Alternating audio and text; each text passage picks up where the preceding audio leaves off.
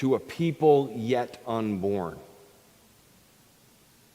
When we want to think about a link, a chain unbroken, recognize that as much as I might talk about our responsibility to our community and to this day, the larger scope of the biblical text reminds us that really we live for a people yet unborn. I love when we get to the table, as we will next week, to make sure that we start the words of institution not at the formulaic on the night when our Lord was betrayed, but the verse before that when Paul says, I have this story because it was given to me and now I give it to you. You see, Paul wasn't there. Paul doesn't know the story of that night except that we are participants in a story that is linked and unbroken, because we had handed on to us that which we will hand on to those not yet even born.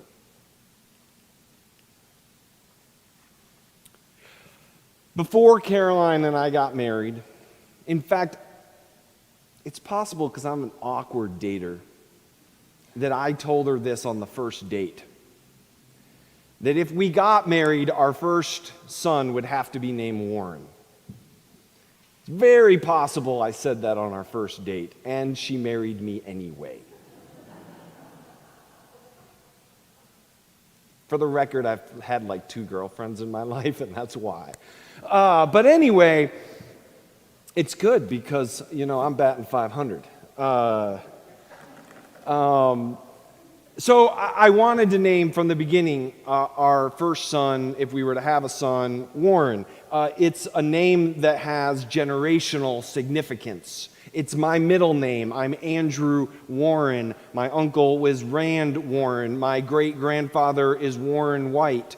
Warrens have been in every generation on my maternal line, and it was significant to me to carry that name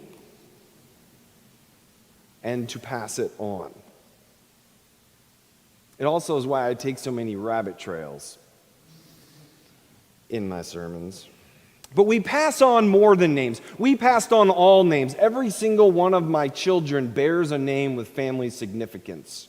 Not all of them blood relations, but they are significant people in our life, and we carried that name as it was given to us, and we passed it on to them. But we do that in far more than just names, right?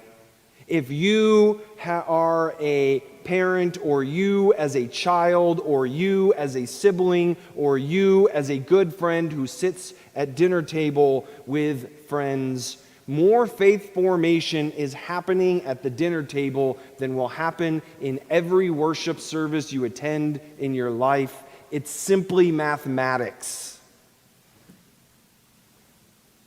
You will spend, if you worship here, let's say 40 times a year for 40 years, less time in worship than you will spend at all the dinner tables you have. At all the times you sit and wonder and talk. If you're in my family on Sunday night, your father grills you about the sermon. But that's just the joy of being a preacher's kid. Spoiler note, they usually remember the scripture text and nothing about the sermon, but I'm okay with that. We pass on in those informal and formal moments all that we are. I think as I look back about all the people who passed on the faith to me, all the people not related to me. I can talk for a long time, and I will, and I have, about all that my mom and my dad were to me, and all that my sisters are to me. My parents still are to me as well. They're alive. But I want to talk about the family I had in the churches I have been in.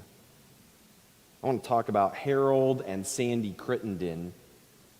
I looked up for a moment because Harold Crittenden had worked for Sears, Roebuck and Company for 41 years as a farm store manager. He was a Marine in World War II. And he was none of those things to me. To me, he was for 2 years on every Wednesday night my confirmation teacher in 7th and 8th grade. Because Harold and Sandy Crittenden showed up every Wednesday night, every year, as far as I can tell, since slightly after Jesus rose from the dead, to teach confirmation. They did not go to seminary. They did not have fancy theological educations. They loved what they did, and they passed on the faith. I can think of Denny Lawson, who was larger than life and laughed, and who was a Sunday school teacher for me, from whom I can remember almost no lessons. But what I do remember is that one year I played the innkeeper who got up and said there was no room in the inn, and he gave me a special recording of it 20 years later because he wanted to make sure I had it. I can remember Peter Henry, who was one of those youth who was like 10 years older than me when I was in elementary school, who was like the person you wanted to grow up to be, who led the loudest, most raucous boom chicka boom during church camp every summer. I remember Cindy Powell. Cindy Powell made brownies for myself and my sister and her twins every Tuesday afternoon when we ran from our Longfellow Elementary School past their house to church to practice in the church choir and handbell choir and back-to-back practices every Tuesday, but on the way, brownies at the Powells.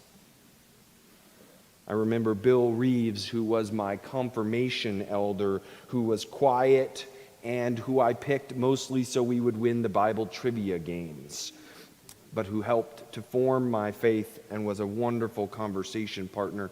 And almost more than any, I remember Mr. Kinney, who was my 3rd grade Sunday school teacher, because one day I stayed after Sunday school and I said to him, if I don't think I've done the things in the prayer of confession, do I have to pray it? And should I be saying the prayers in my head as well as the liturgist up front? Basic questions of faith. And Mr. Kinney gracefully answered them the best that he could. Fast forward, I can remember dining in a Georgia home at our church during my internship, where if you were not a 4th generation member, you were a new member. And we carry the recipes of faith, that is the sweet potato casserole with the toasted almonds on top, that is just a necessary moment of Thanksgiving ever since we were invited to that home. And I remember Jeff Foster, who was firefighter by day, but church junkie all the time, who even yet this morning tagged me in a Facebook post to remember the days of gathering with the youth at Philadelphia Presbyterian Church in Forest Park, Georgia, a small congregation that had faithfully served for 180 years right there on the south side of Atlanta. And Jeff was there for everything. I remember Barbara Bishop in Florida. My first year, Caroline and I had moved there. We lived far from family, and she had the moment to realize we would celebrate Christmas Eve without any family. Clergy don't, for the most part, when they live far from home, travel to family on family occasions. At least we don't. And so she invited us over to her family for their Christmas celebration, where I got grilled by her very atheist siblings for 2 hours, and she apologized profusely for it, but which I found wonderful as I just sat there taking it and taking it and taking it. Mary Lou Thornton used to play the piano for us. Mary Lou Thornton was one of those pianists who has to hit all 88 keys every time she gets to the piano. And yet she did it with such love and care. And every time she sat at the piano, it was a prayer to God when she played. And I remember Mildred White. Seriously, y'all, I couldn't remember her name. It's blank right here, and it came to me right as I had to say her name. Mildred White invited us over for dinner, Caroline and I, and she told me, I'm 104. I'm really worried my friends are sitting in heaven saying, well, Mildred didn't end up here. But Mildred used to have in her house, she lived in this neighborhood right next to the church, and she would wear please don't get offended, but totally a 1950s house dress, like PJs, like flowing PJs almost, like is what I would have called them, but it was a house dress and a little parasol, and she would walk her neighborhood inviting people to church. She was that person who came up to you while you were trying to pick out a thing of lettuce and you wanted no one to talk to you in the grocery store and said, do you worship on Sundays? But you weren't offended because she was just so nice about it. George Olson counted money. And as far as I thought, George Olson was someone who had maybe worked a nonchalant kind of accounting job, and then in retirement, he became the lead money counter at that church. We regularly had 800 people in worship, so money counting was like a long, arduous process. When George died, my head of staff was out of town, so I did his service, and what I learned was George Olson is in the Florida Sports Hall of Fame. He is credited as being the person who made the Gator Bowl famous. He led the Gator Bowl for 37 years. He turned it into a small 18,000 person event to the first nationally televised coast-to-coast bowl game with 80,000 people in attendance. People flew into his service from all over the country. But never once did I think George thought he was a person of importance, just quietly, faithfully doing what he could for the church he loved. But even more than George, his wife, Dottie, would send a card to every child of the church on their birthday, and an Advent card to every child of the church every Advent year. That's like 200 kids. That's 400 cards. And when George died and I went to her house to plan the service, and I can't make this up, y'all. She went to a cabinet, she opened it up, she pulled out a stack of memorial service bulletins because she had made it a point to go to every single memorial service at our church for 50 years, whether she knew the person or not, because she was here to give witness to their story of faith. And she had created a bulletin by cutting out, it was like a ransom note bulletin, but and taping together the bulletin she wanted for the service for her husband. I remember meeting Bob Huff here, who almost nobody knew. One of my favorite stories of Bob is that while we were getting ready to do this renovation, I knew that Bob was someone who would need to be a lead gift. And so I went to just plant a seed with him, right? Young pastor, doesn't know much, knows that we're going to do a campaign at some point, knows that Bob will be one of the supporters, even though no one knew who he was. He would come in a leather bomber jacket with disheveled hair, but he had been vice president of Albertsons. And I sat down at Bardonnay with Bob. And I said, Bob, I think we're going to do a renovation of the sanctuary, but we're still kind of planning it. And he said, I'll give you $100,000. It's like, Bob, I'm not even making an ask yet. I got a whole speech just to plant the seed.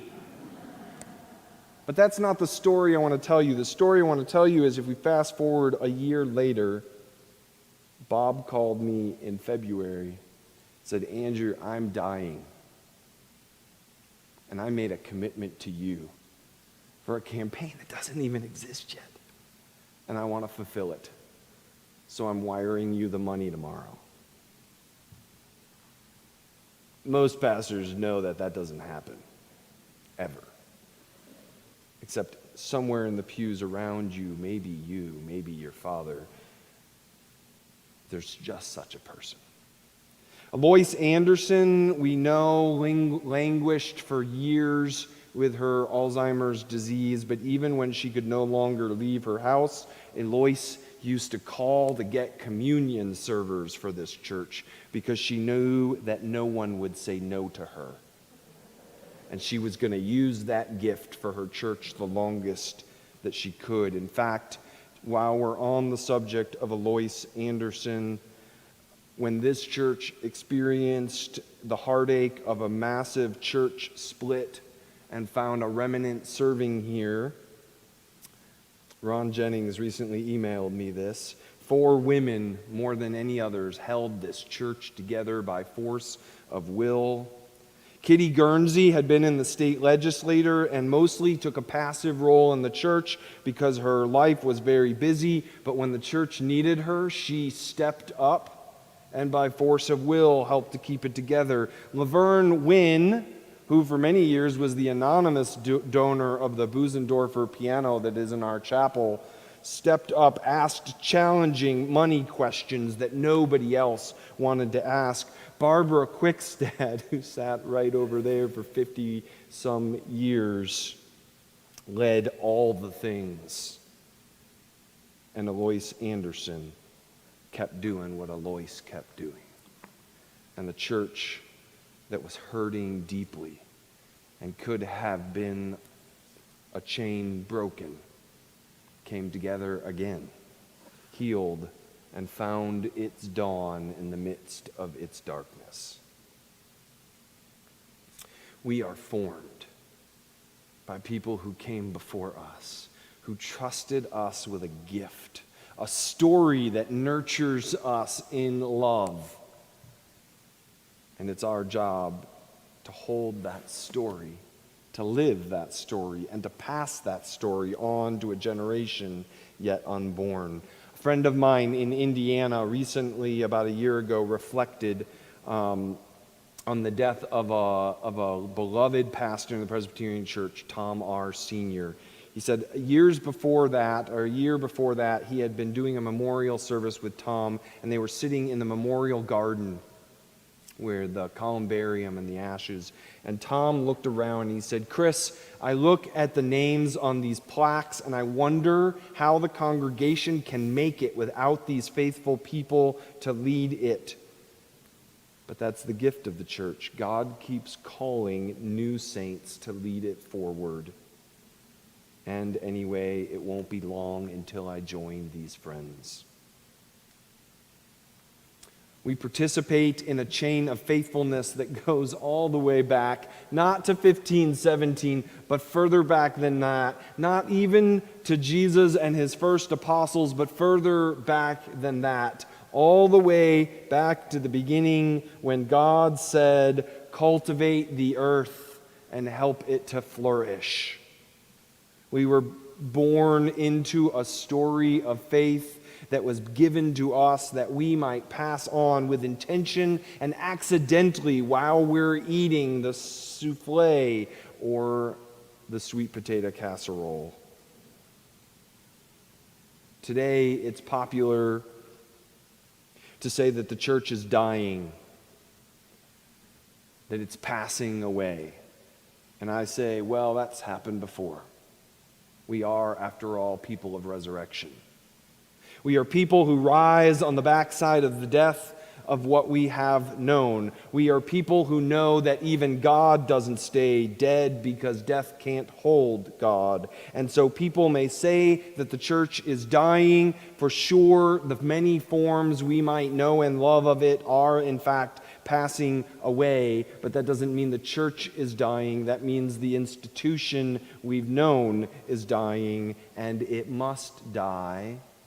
That's how links in a chain work. But new life is rising. With every ending, there is a new beginning. With every death, there is a new resurrection. The church isn't just dying, it's transforming, it's rising, it's living on in the stories that you're living right now that you don't know who will tell of you someday, and the impact you made in their life, whether you remember who they are or not. It's rising in the names of Barbara and Bob and Dottie and Harold and Sandy and all the saints who came before us and answered the call, even when, particularly when they were told it's not worth it. It's a waste of your time. There's got to be a better thing to do with more personal reward. And so farming salesmen and firefighters and housewives and nurses and people suffering debilitating disease who can't even get up from their bed picked up a phone and transmitted a story. One of my all-time favorite children's book is called The Carrot Seed.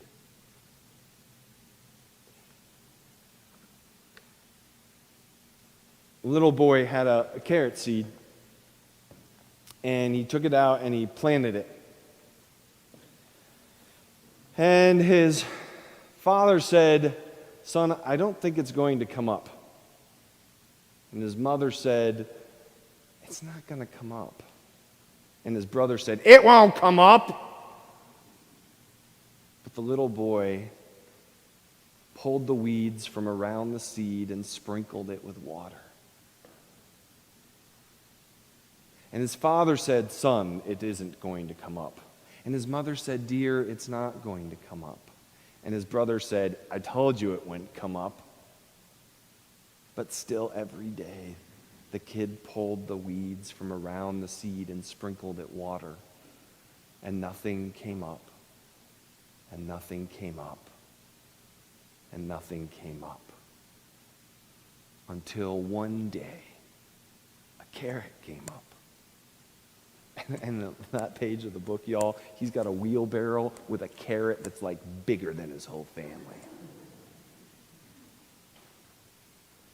We tell this story to a people yet unborn because that's what they did for us. And because this is what makes life good. Thanks be to God.